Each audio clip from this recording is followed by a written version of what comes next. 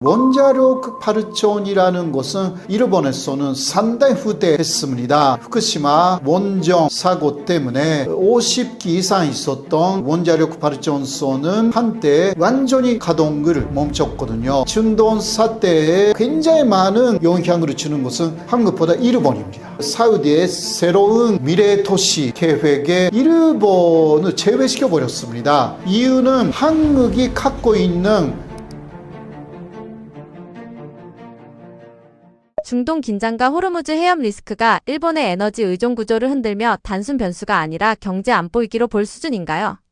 현재 일본 정부의 인식은 이대로 중동 사태가 장기화될 경우는 일본에 있어서는 중대한 위기 사태에 직결된다. 이런 인식이 현재 일본 정부의 인식입니다. 왜냐하면 일본의 원유의 90%는 바로 호르무즈 해협을 통해서 일본 쪽으로 갑니다. 그것이 현재 막혀버렸지 않습니까? 사실상요. 현재까지 일본 관련 유조선이 몇 척이 호르무즈 해협을 통과했다고 하지만 그 배의 선적은 일본이 아닙니다. 인도라든가 다른 나라의 선적이기 때문에 일본이 그냥 어느 정도 관련이 되었다라는 것 뿐입니다. 그래서 일본의 유조선, 한국도 마찬가지지만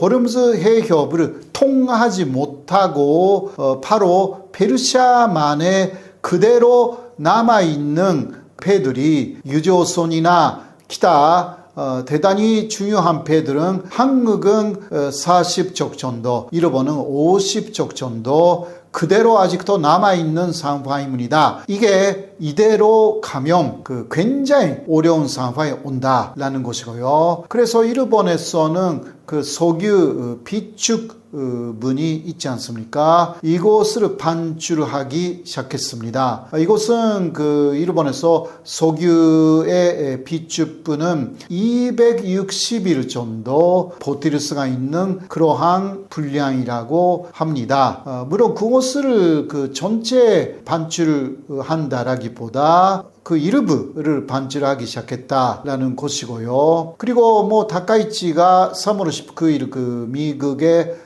트럼프 대통령하고 정상회담을 하면서 미국 측에 원유를 많이 수입하겠다 이런 식으로 원유 수입처의 다변화 이것을 시도하기 시작했고 또 호르무즈 해협을 통하지 않고 다른 그러니까 파나마 운하 쪽을 통해서 오는 루트 이것도 운송비가 상당히 많이 들어가는데 그런 것도 생각한다고 합니다. 이거는 세계적으로 같은 이야기죠. 그러니까 페르시아만에서 빠져나갈 때 호르무즈 해협을 통과할 수밖에 없기 때문에 문제가 되니까 호르무즈 해협을 통과하지 않는 방법을 생각하는 거죠. 예를 들면 아랍에미리트의 일부는 호르무즈 해협 밖에 있기 때문에 그런 데서 원유를 얻어가지고 이제 다른 루트로 일본 쪽으로 사실 한국도 마찬가지입니다. 그러한 새로운 해로를 이용한다라든가 여러 가지 이거는 세 개의 나라가 생각하고 있는 이러한 부분입니다. 앞으로 어떻게 될지 이대로 가면 어마어마한 위기 상황이 됩니다. 일본뿐만이 아닙니다. 한국도 거의 마찬가지고 이번에 중동 사태는 일본하고 한국에 있어서는 거의 비슷한 수준의 위기다라고 이야기가 되어 있습니다. 유가 100달러와 해상 운송 차질이 겹칠 경우 일본 제조업이 수익성 악화를 넘어 산업 경쟁력 붕괴로 이어질 가능성이 있을까요? 네, 일본의 제조업은요. 아무래도 과거의 리만 쇼크라든가 또 이전에는 오일 쇼크도 있었기 때문에 그러한 여러 가지 세계의 지정학적인 그러한 위기를 몇 번 거치면서 이제 그러한 사태에 대응할 수 있게 여러 가지 유연성이라는 것을 갖게 되었습니다. 그렇기 때문에 장기화가 되지 않다면 그 어느 정도의 원유가 코스트가 엄청나게 비싸진다. 100달러를 넘는다라든가 이런 사태가 와도 이것이 단기로 끝난다면 그렇게 일본의 산업 자체가 붕괴된다라든가 이런 것은 생각하기가 어렵습니다. 그래서 일본의 제조업은 기본은 재고를 되도록 갖지 않는다. 이런 시스템을 많이 만들어 왔습니다. 이게 재고를 갖고 있으면 세계적인 그 문제가 일어날 때 재고 자체가 부담이 되기 때문에요. 일본에서는 그냥 주문 받으면 생산하는 그런 식으로 재고를 두지 않는 시스템을 만들어 왔어요. 기타 여러 가지 산업적인 유연성을 갖도록 하는 정책을 실용해 왔기 때문에 단기로서는 괜찮습니다. 장기가 되면 그래도 문제가 되는 거죠. 특히 일부 섹터에서 문제가 되기 시작하면 어떤 부품이 만들 수 없게 됐다라든가 이런 데서 전체적인 그 제조업에 영향이 가능성이 충분히 있습니다. 어떤 회로가 막혀버렸기 때문에 또 수입해야 되는 그 여러 가지 부품이 오지 않게 됐다라든가 서플라이 체인의 문제가 되기도 하죠. 이러한 그 부분에서는 역시 장기화가 문제입니다. 그렇지 않으면 괜찮습니다. 엔저 수입 물가 상승 속 금리 인상까지 겹치면 일본 경제가 스태그플레이션에 빠질 가능성이 있을까요? 예, 스태그플레이션이라는 것은요, 생활적으로 예를 들면 월급 수준이 그렇게 올라가지도 않았는데 생활 코스트가 많이 올라가 버리는 이것을 그 스태그플레이션이라고 합니다. 인플레이션이면 그 월급도 올라가거든요. 그렇게 해서 물건 값이 또 함께 올라가는 거죠. 월급이 올라가지 않고 그러니까 경기는 나쁜데 물가는 올라간다. 이거는 제약의 상황이에요. 이게 스태그플레이션입니다. 그래서 이렇게 될 우려라는 것은 아무래도 그 엔조니까 세계적인 달러화하고 엔화의 비교만 해도요. 일본 사람들은 밖에 나가면 엔으로는 그 구매력 수준이 굉장히 낮아요, 지금요. 이런 부분은 해외에 나가면 금방 알 수가 있는 부분이고, 또 그 물가가 계속 올라가니까, 이게 현재도 그러한 상황입니다. 일본 사람들의 월급은 올라가기는 하지만 물가는 더 빠르게 올라가고 있기 때문에 스태그플레이션 같은 상황이에요. 일본 자체가. 거기에도 금리까지 현재까지 왔고요. 특히 장기 금리는 계속 올라가고 있어요. 현재도. 네, 이것이 그 단기 금리까지 올라가게 되면 이게 영향을 주니까 그러면 특히 일본 사람들은 모기지론으로 주택을 산 사람들이 거의 대부분이기 때문에 이거는 30년, 40년 분할을 해가지고 집을 사는 거거든요. 그러나 아주 금리가 저렴해서 그냥 가능했는데 대출 금리가 조금이라도 높아지면 굉장히 일본 사람들의 가계를 압박합니다.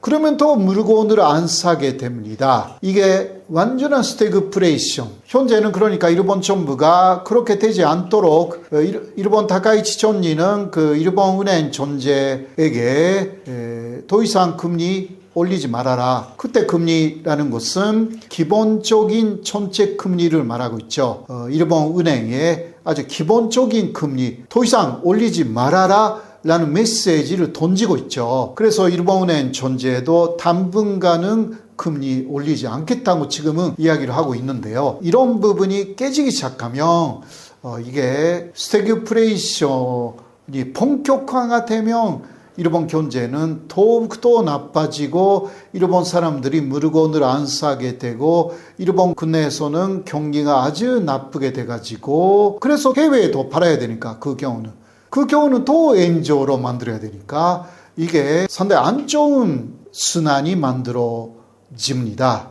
그렇게 되지 않도록 일단 다카이치는 엔조주의자이지만 그래도 국민 경제를 계속 압박하지 않도록 조심하면서 하고 있는 것이 현재 일본 정부의 실상입니다. 같은 에너지 수입국인데도 일본이 더 크게 흔들린다면 그 차이는 단순 의존도 때문인가요? 아니면 산업 구조 환율 정책 대응의 근본적 차이인가요? 예, 호르무즈 해협의 리스크 때문에 한국 이상으로 일본 전체의 경제가 상당히 흔들린다라는 이야기가 나와 있습니다. 이것은 한국하고 비교할 때 사실 그 호르무즈 해협의 리스크라는 부분은 거의 똑같습니다. 그러나 세부적인 내용이 상당히 다르다라고 할 수가 있습니다. 먼저 일본은요, 에너지를 공급하는 그러한 회사들이 상당히 나눠져 있는 그러한 크죠. 한국은 완전히 그 하나의 대기업이 그 에너지 값이라든가 이런 거 결정하고 있잖아요. 그 가장 위에는 한국 정부가 있고요. 그러니까 한국 정부의 그 위지가 많이 반영이 되고 또 한국의 콘사죠. 이것은요. 전력이라든가 이러한 부분은 이러한 내 의사결정이 상당히 영향을 줍니다. 그리고 또 일본하고 역시 하나 다른 부분은 원자력 발전이라는 것은 일본에서는 상당히 후퇴했습니다. 바로 그 2011년에 후쿠시마 원정 사고 때문에 일본 안에 당시 50기 이상 있었던 그 원자력 발전소는 그 한때 완전히 가동을 멈췄거든요. 요새는 그 반 정도가 다시 가동을 시작했지만 그러나 한국은 그러한 사고는 사실상 없었기 때문에 원자력 발전이라는 것은 크게 흔들리지 않고 잘 돌아가고 있는 거죠. 이것은 석유라든가 기름이라든가 기타 그러한 화석 연료에 의존하지 않는 발전이라는 것은 일본보다 한국이 지금은 더 우수합니다. 그렇기 때문에 중동 사태의 영향으로 연료 값이라든가 여기에 굉장히 많은 영향을 주는 것은 한국보다 일본입니다. 이러한 부분이 좀 있는 거죠. 혹은 그런 것을 또 일본의 업체들은요, 위에 있는 업체는 이것을 아래에 또 상당히 그 나눠져 있는 그 하청 업체, 그 에너지를 파는 회사들이 하청이에요, 일본에서는. 그래서 거기서 책임을 그쪽에 넘깁니다. 그러니까 위에서 책임을 넘기는데 가장 아래에서 소비자하고 연결되는 그런 사람들은 소비자들에게 부담을 다 넘기기가 상당히 어렵습니다.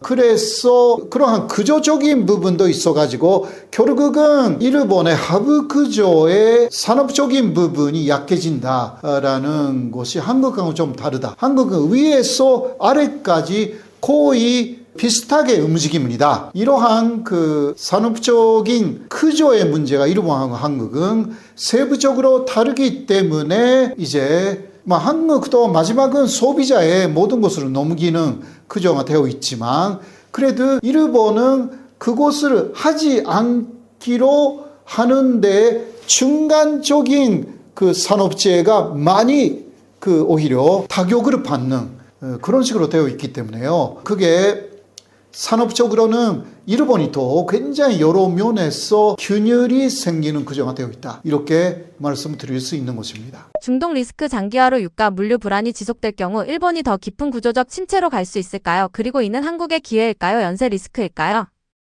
예, 이 중동 리스크 때문에 결과적으로 한국에 유리하냐, 일본에 유리하냐라는 것을 많이 좀 생각하는 또 관심 있게 보는 분들이 많습니다만은 결과적으로 준동 리스크 때문에 일본에 유리하다 혹은 한국에 유리하다라는 것은 말하기가 어렵다고 전문가들은 이야기하고 있습니다. 사실 그 준동 리스크는 그것으로 인해서 한국과 일본은 같은 편이다라는 게 맞는 이야기라고 합니다. 그러나 세부적으로 이 리스크가 한국의 산업에 어떻게 작용하느냐, 일본에는 그 산업적으로 어떻게 작용하느냐라는 것으로 봐야 된다고 합니다. 결국은 그러니까 한국의 강한 그러한 제조, 일본에서 강한 제조, 거기에 이 준동 리스크가 어떤 식으로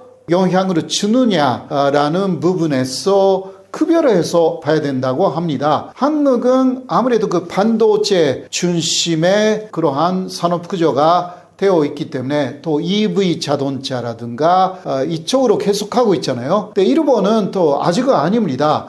반도체는 일본이 약하고 또 EV도 일본은 본격화되어 있지 않고요. 아직은 토요타라든가 그런 데는 하이브리드가 중심입니다. 그래서 그런 부분에서는 제조업에서 전혀 다른 식으로 아직은 움직이고 있다. 근데 또 일본은 한국의 반도체 기술이 필요하고 또 EV라든가 이런 부분에서도 일본은 앞으로 한국 기술을 도입할 수밖에 없게 될 것입니다. 이거하고 직접적인 석유 문제죠. 이것은 조금 다른 그 문제라고 할 수밖에 없기 때문에 오히려 이 석유 위기, 에너지 위기는 비슷한데 이 비슷한 것을 갖다가 국내 제조업이 어떤 식으로 영향을 받는가, 이 부분을 어떤 식으로 관리해 나가는가에 따라서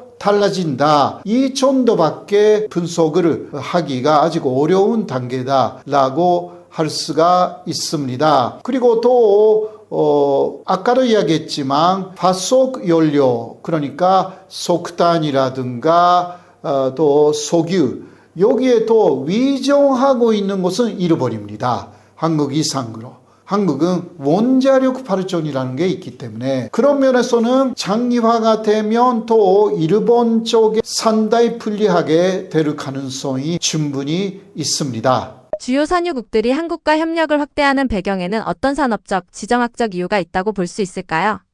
예, 최근에 와서 사우디라든가 그 아랍에미리트라든가 일본 이상으로 한국하고 계속 협력을 해 나가려고 하고 있습니다. 이것은 그 산유 국가 나름대로의 국가 전략이 관련이 있는 부분입니다. 왜냐하면 석유 차원이라는 것이 영원하지 않다라는 것을 산유국들도 인식을 하고 있는 것입니다. 그래서 언젠가는 달 석유 국가가 되어야 된다라는 것이 지금 그 산유 국가들의 장기적인 비전이거든요.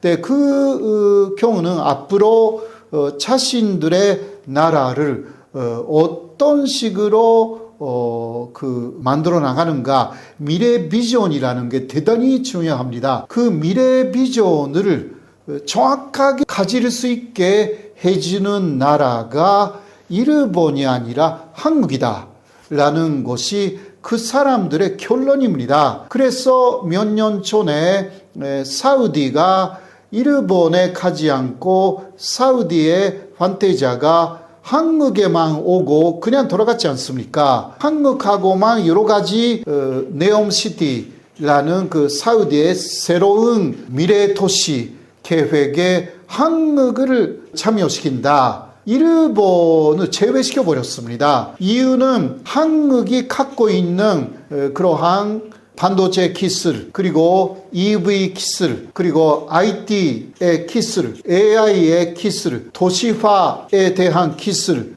또 조선업이라든가 이러한 산업 전체적인 통합적인 기술력이 일본은 날아갔다 이거예요. 그리고 발전이 안 되어 있는 부분도 있다. 그런데 한국은 지금 발전을 계속 거듭하고 있고 그 미국을 계속 따라가고 있고 이러한 부분에서 또 미국하고의 관계도 있고요. 사우디는 또 지금은 뭐 친미 국가가 됐지 않습니까? 아랍에미리트도 마찬가지예요. 그러니까 그런 면에서는 미국하고의 관계도 생각하면서 또 여러 가지 산업적인 미래의 디지털화, AI화의 산업적인 실력으로서는 일본보다 정확하게 한국이 우수하다라는 것을 특히 아랍을 중심으로 하는 산유 국가들이 알고 있기 때문에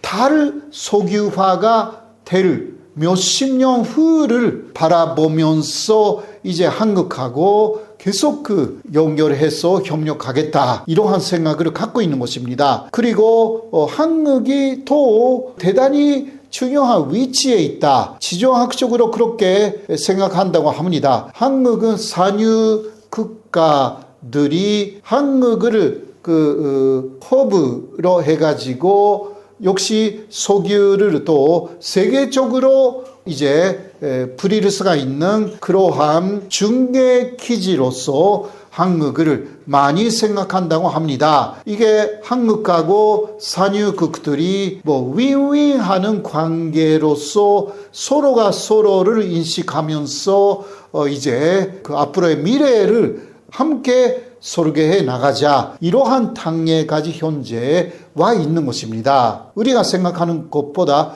훨씬 그런 아랍 국가, 아랍 산유 국가들하고 한국의 관계는 깊어진 상황입니다. 추가로 해주실 말씀 있으신가요? 아무래도 중동의 현재 상당한 리스크입니다. 그리고 우리가 더 알아야 되는 부분은 중동이라고 해도요, 아랍 국가하고 페르시아 국가가 다르다라는 부분입니다. 이란은 페르시아 국가이고요, 사우디라든가 아랍에미리트는 이란 가까이에 있지만 민족이 다르고 아랍 민족입니다. 이란은 페르시아 민족이고요. 이러한 부분에서 또 다른 부분이 있고 친미 국가가 아랍 국가 중에 꽤 요새는 많아졌습니다. 그러나 이란은 지금 친미가 아니지 않습니까? 이러한 부분에서도 또 전체적으로 지정학적으로도 다른 부분이 있어서 모든 것이 복합적으로 지금 중동의 위기를 만들어 나가고 있는 것이기 때문에 한국은 거기에 말려 들어가면 안 되고요. 역시 국익을 중심으로 하는 실용 외교가 여름에를 맺어야 하는 그러한 단계라고 할 수 있습니다. 이란 정세에 대한 불안과 생필품 사재기까지 나타나는 일본 사회의 불안 심리는 어디에서 비롯된 걸까요? 예, 아무래도 일본 사람들은 1970년대에 오일 쇼크라는 게 있었지 않습니까?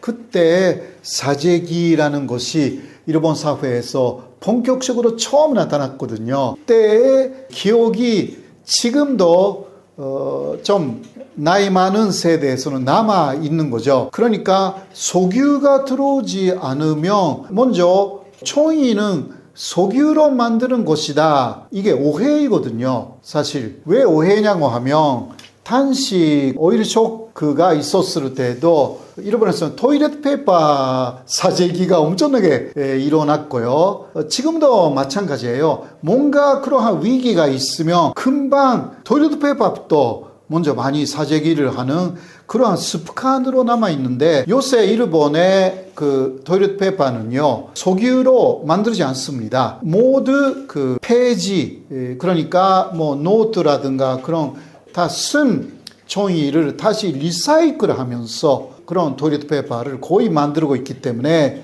90% 이상 폐지 이용이에요. 석유하고는 아무런 관계가 없습니다. 그러니까 이 부분은 오해 위한 것이고 그리고 그 과거의 그러한 기억이 지금도 생생하기 때문에 일부에서는요, 그 어딘가에서 그런 그 사재기가 시작되면 정확한 정보를 주지 않고 뉴스에서 계속 나오니까 우리도 좀 이거 준비해야 되겠다. 사재기 해야 되겠다. 이런 식으로 연결되는 것이고요. 자연재해 경험이 많은 일본에서 위기 신호에 빠르게 반응하는 선제적 불안 심리가 이번 현상에도 작용한 걸까요? 또 일본에서는 항상 지진에 대한 공포가 있습니다. 지진이 일어나면 쓰나미도 오고 이거 대지진으로 아주 큰 쓰나미로 이어지기 때문에 현재 일본 정부는 혹시 그러한 사태가 일어나도 10일 정도는 스스로 살아남을 수 있는 그러한 준비를 하는 게 좋겠다라는 것은 쭉 이야기하고 있습니다. 그렇기 때문에 항상 그러한 뭔가 일본에서 큰 문제가 일어날 가능성이 있다라는 그러한 걱정, 공포심의 연장선상의 호름스 해협의 리스크에서 오는 사재기라는 것까지 이어진다라고 할 수가 있습니다. 한국에서 오히려 볼 수가 없는 그러한 상황이기 때문에 일본이 진짜 후진국이 됐구나라는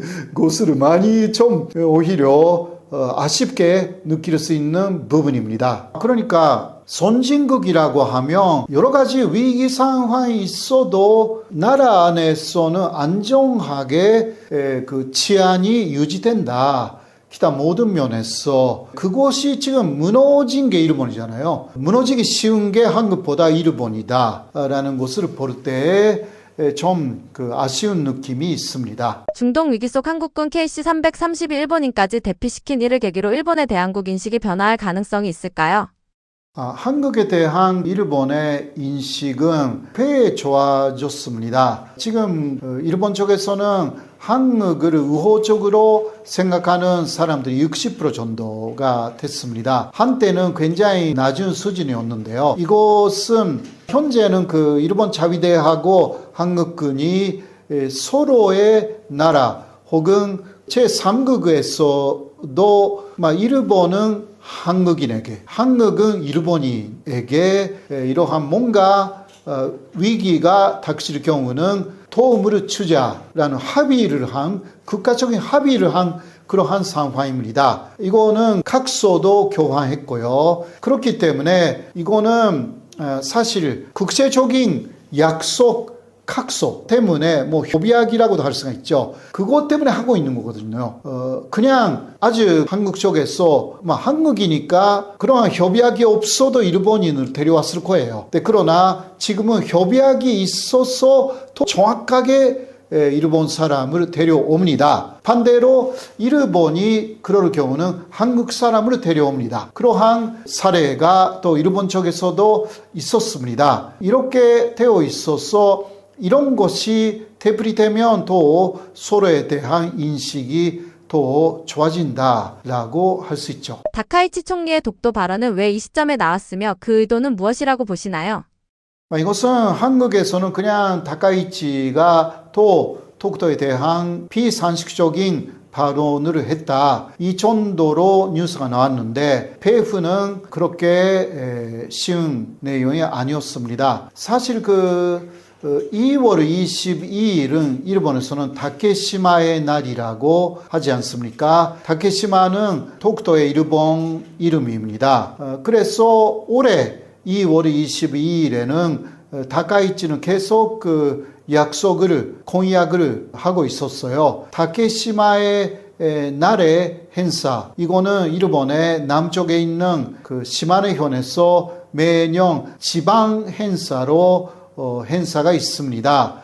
거기에 현재까지는 장관급 인사를 보냈는데 이번에는 장관을 보내겠다. 이렇게 지난해에 일본 총리가 된 이후에 계속 공약을 내세웠어요. 한국의 눈치를 보지 않고 그냥 장관을 보내겠다라고 이야기를 한 거죠. 그런데 올해 2월 22일 그래도 다시 장관급을 파견했습니다. 그래서 2월 22일 시마네 현에 사람들이 또 대회장으로 모였지 않습니까? 일본 정부 쪽에서는 차관급을 중심으로 몇 사람 일본 정부 인사들이 내려왔는데 그 차관급 인사, 일본에서는 총무관이라고 해요. 그 사람이 둔단해가지고 인사 말을 하기 시작했는데 그 동시에 야유가 이제 시작됐습니다.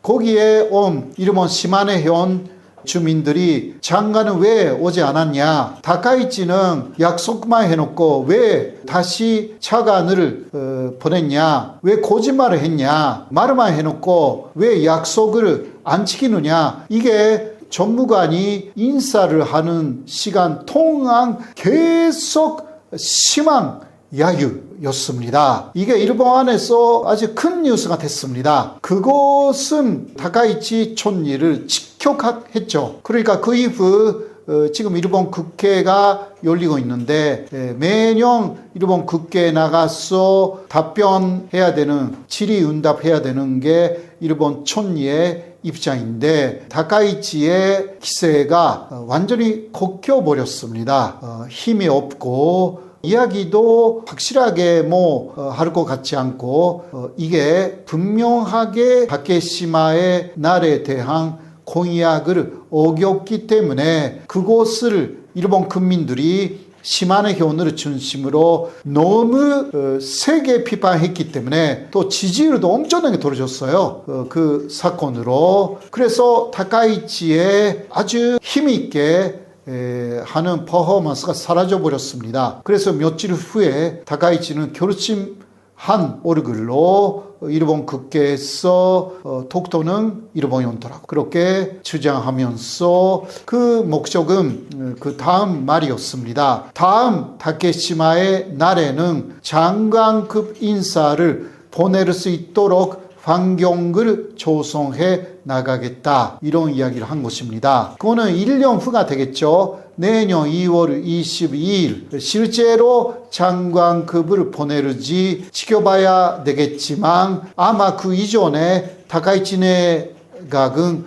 끝나 있을 가능성도 충분히 있습니다. 다카이치는 오래 가지 못할 가능성도 있습니다. 그리고 미국은 그런 식으로 한국과 일본이 독도 문제로 그 갈등을 키워나가는 거 싫어합니다. 미국은 일본하고 한국이 오히려 안보적으로는 굉장히 사이좋게 가는 것을 원하고 있기 때문에 그래서 아베 신조도 장관급으로 보내겠다고 하면서 못 보낸 거거든요. 아베 신조도 미국의 눈치를 보면서 독도 문제 키우지 않았습니다. 그런데 다카이치는 그것을 깨고 아베 이상으로 하겠다라는 것인데 쉽지 않을 것으로 보입니다.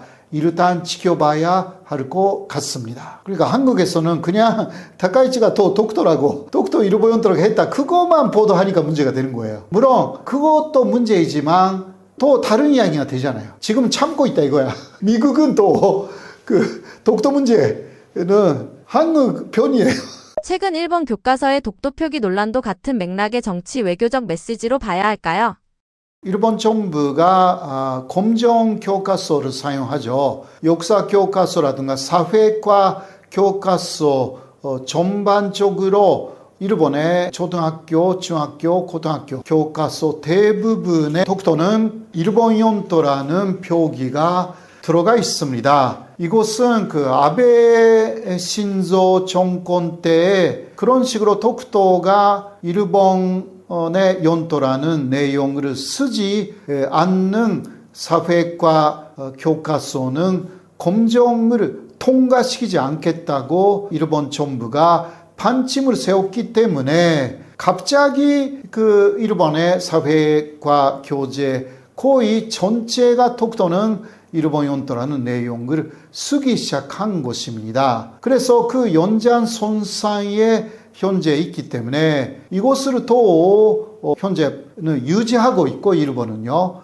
이러한 부분은 그것을 거기서 또 독도가 일본 영토라는 부분을 또 삭제해 나가면 또 오히려 또 일본에서는 화제가 되고 또 문제, 일본의 특히 극우 세력은 그것을 문제 삼을 것입니다. 그래서 그대로 현재는 유지하고 있다. 그 정도로 생각하시면 되고 앞으로는 거기에 또 뭔가 추가 기술이 생긴다면 또 문제가 될 것으로 보입니다. 아직은 현재까지 아베 정권 때의 기준을 그 이후에 스가, 기시다, 심지어 한국에 아주 좋았던 이시바 정권도 그게 이어지는 흐름이라서 바꾸지는 않았거든요. 그래서 현재는 그런 상황이다. 그렇게 말씀드립니다. 결국 이런 흐름은 일본이 주기적으로 반복하는 외교 전략의 일환으로 봐야 할까요?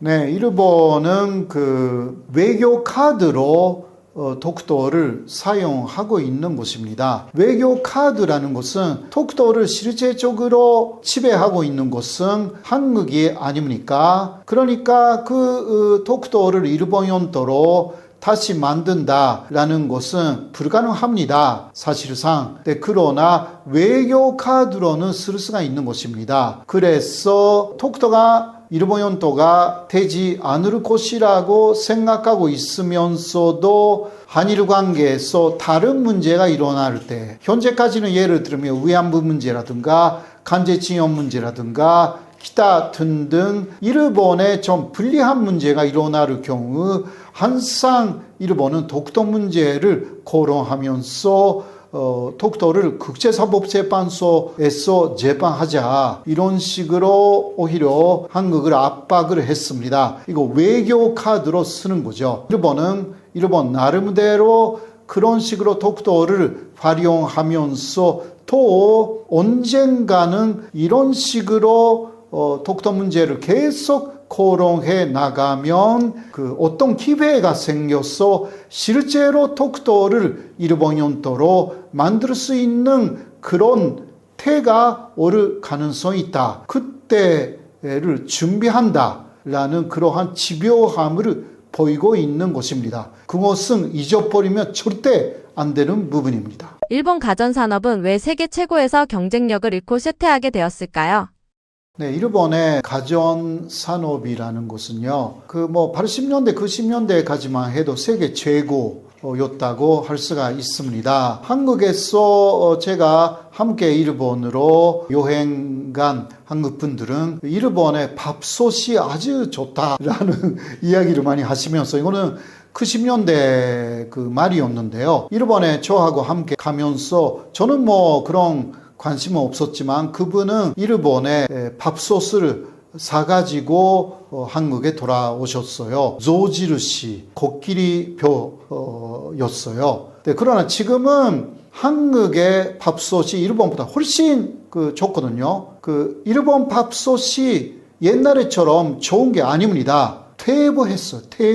고장도 잘 납니다. 고장 난 후에 이게 수리도 잘 안 돼요, 일본이. 그만큼 일본의 가전 산업이 쇠퇴해 버렸습니다. 이유는 무엇일까요? 이거는 세계 경쟁력에서 중국, 한국, 대만 이런 데에 완벽하게 밀려버렸기 때문입니다. 그 이유 중 하나가 일본의 자인전신이었습니다. 자인전신이 있으니까 아주 좋은 제품을 만들기는 했는데 그러나 예를 들면 한 번 만들면 10년, 20년 쓸 수 있다라든가 이런 제품들이 꽤 많았어요. 일본에. 한국 제품이나 중국 제품은 3년 쓰면 바꿔야 된다. 그런 거였거든요. 지금은 더 좋아졌다고 할 수가 있지만 그러니까 이게 경제적으로 이게 채산이 맞지 않게 된 것입니다. 일본이. 일본의 반도체도요. 처음은 25년 쓸 수가 있다. 이거였거든요. 이거는 말이 안 되는 것입니다. 지금은 또 반도체는 매일 새로운 게 나오잖아요. 25년간 쓸 수 있는 반도체 이런 거 만들면 안 돼요. 그러나 일본은 20세기까지는 그게 일본의 자랑이었습니다. 그리고 또 20세기까지는 그게 목표 들어갔어요. 또 하나 일본 사람들은 그 하나 만드는데 너무 차인 전신이 있어가지고 필요 없는 기능까지 굉장히 많이 만들었어요. 휴대폰 하나 해도요. 가라케이라는 게 있었어요. 일본에. 이거는 가라파고스 휴대폰이라는 뜻인데 이게 뭐냐고 하면 휴대폰 하나 있으면 거기에 굉장히 많은 기능이 있어요. 필요 없는 것이 90%.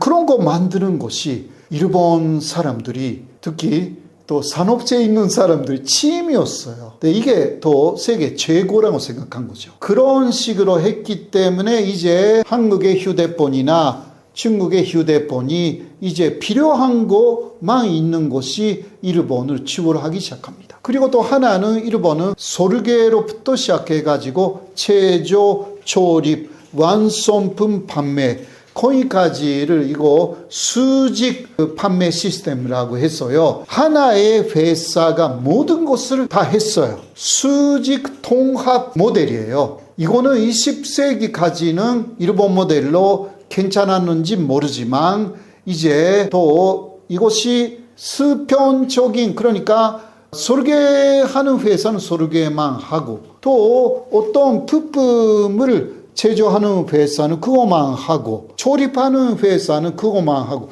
이게 세계가 그런 식으로 분업 시스템이 된 21세기가 돼가지고 일본의 수직 통합 시스템이 이제 통하지 않게 됩니다. 또 너무 비용이 들어가는 구조가 돼버렸습니다. 그리고 수직 통합 시스템이기 때문에 어떻게 됐냐고 하면 그 하나의 기업 안에서만 쓸 수 있는 부품만 있는 거예요. 다른 기업에서는 다른 부품을 또 같은 기능인데 만들어야 돼요. 규격이 다 달라요. 이게 문제가 됩니다. 네, 그러니까 예를 들면 일본의 소니에서 혹시 만든 휴대폰이 있으면 그 소니의 부품만 쓸 수가 있어요.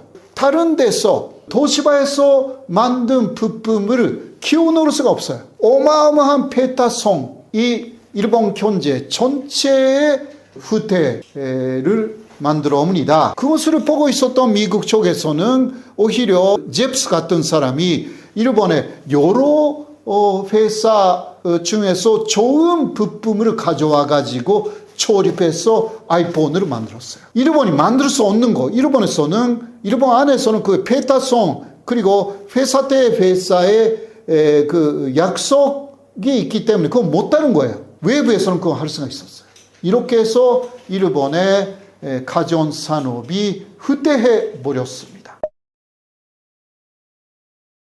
여러분 안녕하십니까? 호사카 유지 교수입니다. 오늘은 또 저를 초청해 주셔서 일본의 상황, 일본이 관련이 되는 세계적인 상황, 이러한 내용에 대해서 여러분들에게 여러 가지 말씀을 드릴 수 있게 되어서 대단히 기쁩니다. 앞으로도 일본이 어떻게 되는지 그런 것을 또 알 수가 있는 힌트, 이러한 부분을 말씀드렸습니다.